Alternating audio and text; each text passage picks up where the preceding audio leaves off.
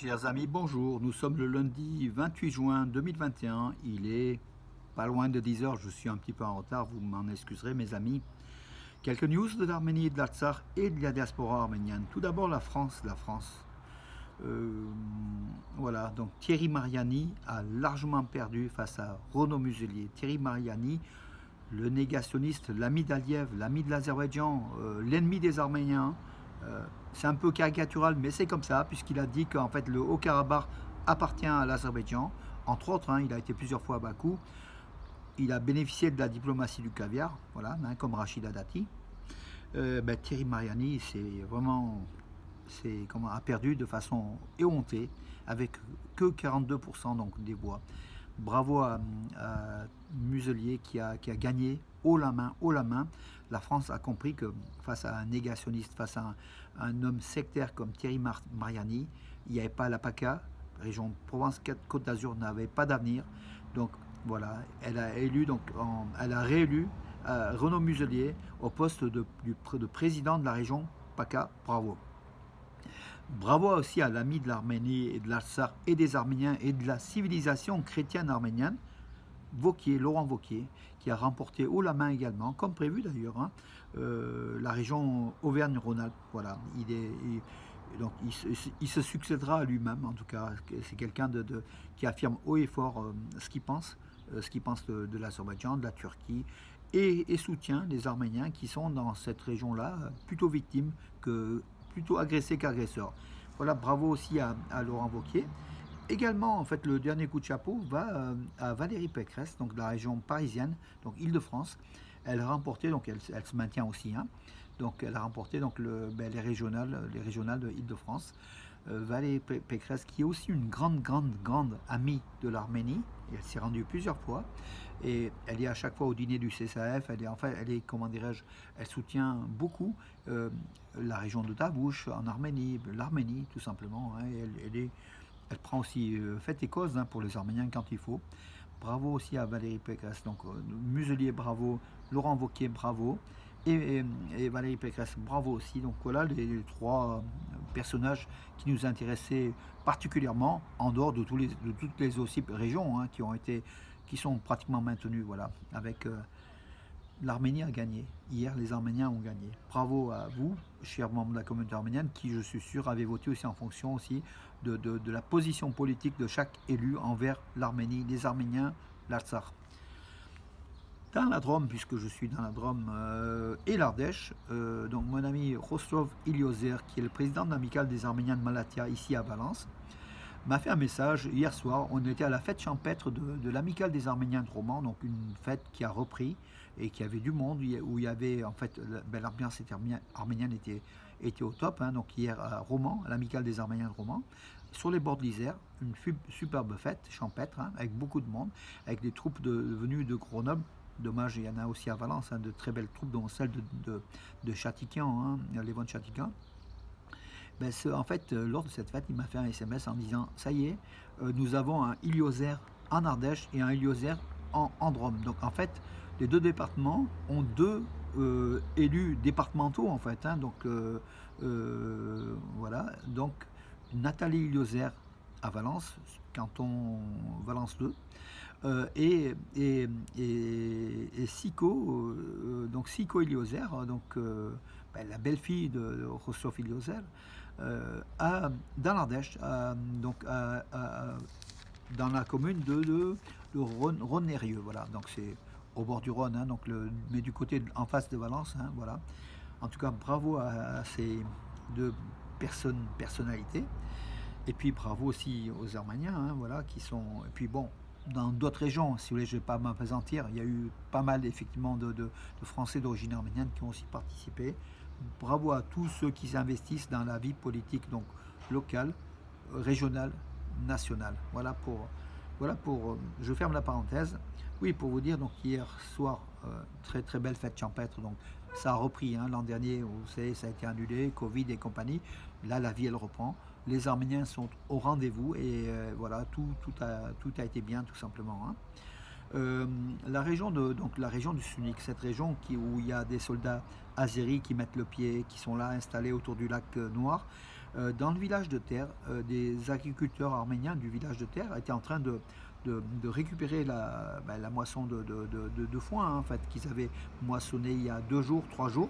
Hier, lors de cette récolte de moisson, les soldats azéris étaient à 300 mètres, se sont rapprochés à 150 mètres d'eux et ont menacé de tir, donc en demandant de partir, en demandant aux Arméniens de partir de leur terre autour de leur village, qui est un village frontalier, certes, mais qui est en Arménie, en fait, dans la carte administrative de l'Arménie souveraine. Les soldats arméniens sont intervenus et sont venus, donc du coup les Azéris sont repliés, mais bon, c'était encore une fois donc une menace directe de la population locale par les soldats azéris, voilà, et voilà. Donc sur cela, donc oui, le ministère de la Défense arménien donc a prévenu. Il y a une vidéo qui circule par l'Azerbaïdjan donc sur les réseaux sociaux montrant en image des heurts entre soldats arméniens et azéris. Donc le ministère de la Défense d'Arménie a dit aux internautes ou ceux qui suivent sur les réseaux sociaux en fait, hein, de faire attention, que cette vidéo est une vidéo ancienne. Donc voilà, ils mettent comme si c'était aujourd'hui. Voilà, le drame aussi des réseaux sociaux, c'est qu'on peut faire croire beaucoup de choses.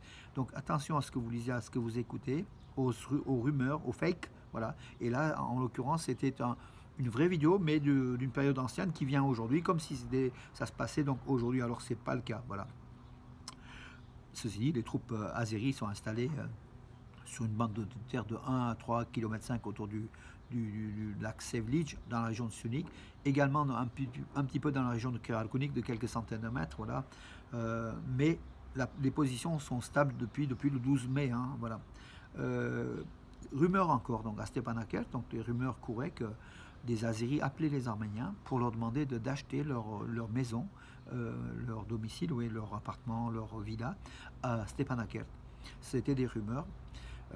Donc officiellement, le service de sécurité nationale de la République du Haut-Karabakh a dit attention, ce sont des fausses rumeurs, tout ça. Et à chaque fois que si vous avez un coup de fil de ce type-là de la part de l'Azerbaïdjan ou de la part d'un Azéri qui va acheter prévenez-nous, nous on va s'occuper, donc on va régler le problème de façon beaucoup plus diplomatique. Donc comme quoi des fausses rumeurs, des nouvelles de ce type-là circulent à Stepanakert ou au Karabakh. Tout ça, ça se déstabilise. C'est peut-être aussi lié à la crainte de la population de l'arrivée d'une arrivée hypothétique d'Azéris sur cette région, avec le retour des réfugiés, entre guillemets des réfugiés.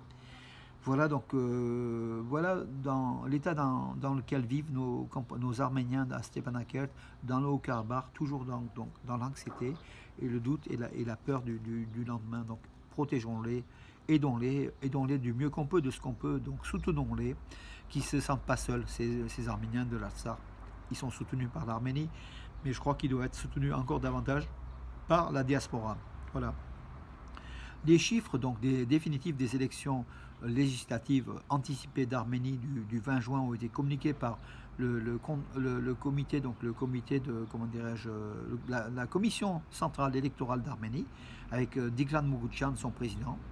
Donc Contrat civil de Nicole Pachinian arrive en tête avec 53,91%, suivi de Alliance Ayastan, Alliance Arménie, de Robert Kocharian, avec 21,09%, et de J'ai l'honneur de Arthur Vanetian, avec Serge Sarkissian aussi, qui arrive en troisième position avec 5,22%.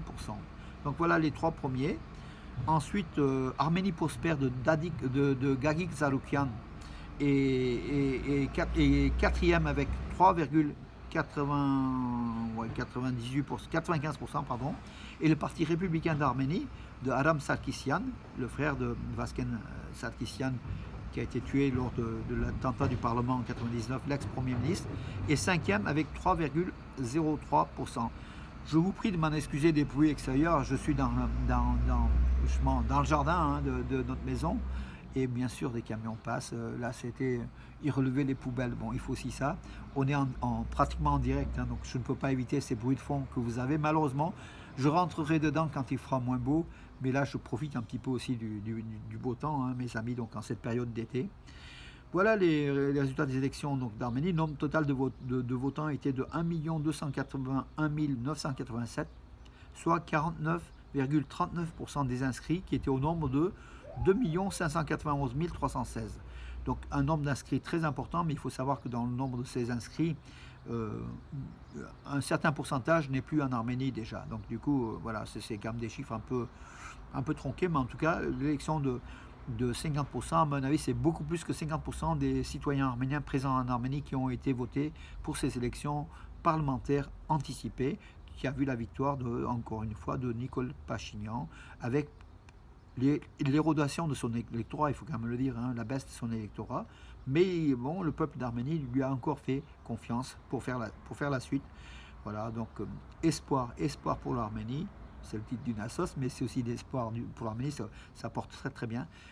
Soutien de la diaspora arménienne, des Arméniens, des 10 millions d'Arméniens de la diaspora à l'Arménie et à l'Artsakh. Voilà, il faut soutenir tous les jours. Cette Arménie-là a besoin de nous. Elle est fragile. Sa force, c'est aussi sa diaspora. C'est nous, c'est vous, mes amis, c'est vous. Hein.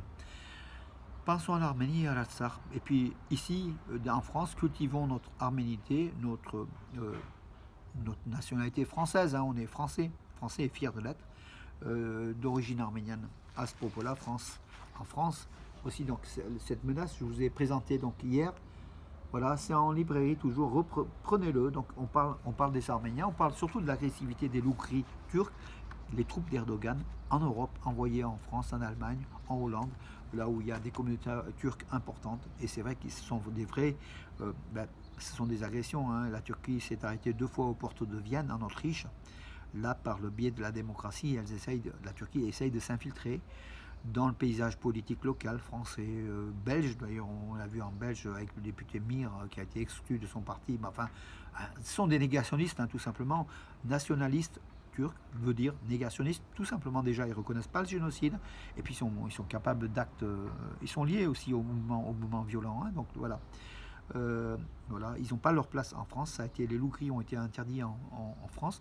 Ils vont être interdits en Europe. Les discussions sont en cours. Voilà, l'Allemagne s'oppose un petit peu, mais l'Allemagne a aussi ses problèmes avec les 2,7 millions Turcs qui sont là et qui posent vraiment. Ce ne sont plus les néo-nazis les dangers, d'après les spécialistes. Ce sont les Turcs, les loups-gris en fait, pro-Erdogan, pro-nationalistes, qui sont les véritables dangers donc en Allemagne. En France, ce n'est pas encore le cas puisqu'on a pris la mesure des choses. Et puis la communauté arménienne sera toujours là pour dire non aux violences, oui au dialogue, non au sectarisme, non au nationalisme, non au négationnisme de la Turquie par les agents de la communauté turque en France, sans les stigmatiser. C'est vrai qu'il faut aussi que la communauté turque fasse aussi le tri, lise le point de cette semaine, lise aussi d'autres journaux que des journaux turcs, et ils feront une analyse quand même plus précise de la situation, du génocide qui a existé, oui, que ce n'est pas du fake, hein, voilà. Et puis d'autres choses, il faut que cette communauté turque de France puisse s'informer sur des sources françaises, allemandes, mais des vraies sources, pas des sources turques truquées, voilà, turquifiées, tout simplement. Voilà mes amis pour aujourd'hui, je vous donne rendez-vous à demain et un bon lundi, un bon soleil, une bonne énergie. Hein, vive l'Arménie, vive l'Artsakh, vive la France mes amis. Merci à tous les élus pro-arméniens qui sont en faveur de la justice, du droit des Arméniens et qui nous soutiennent. Bravo à Renaud Muselier, bravo à Laurent Wauquiez, hein, avec lequel on a été en Arménie et qui est très très proche de l'Arménie. Bravo à Valérie Pécresse aussi, hein, une fervente défenseuse de l'Arménie, la cause juste, voilà, au détriment de causes moins nobles, voilà, comme Thierry Mariani, l'ami des dictateurs, l'ami des génocideurs, l'ami de l'Azerbaïdjan, du caviar, qui a été vraiment... Merci aux habitants du PACA qui l'ont exclu de façon forte. Il n'a eu que 42% alors qu'il était à 51, même il devait faire 51-49. Donc les écarts sont creusés, mais vraiment... Bravo à Renaud Muselier. Bravo aussi aux Français, à la France du PACA. Voilà, mes amis de Marseille, de Nice. À demain.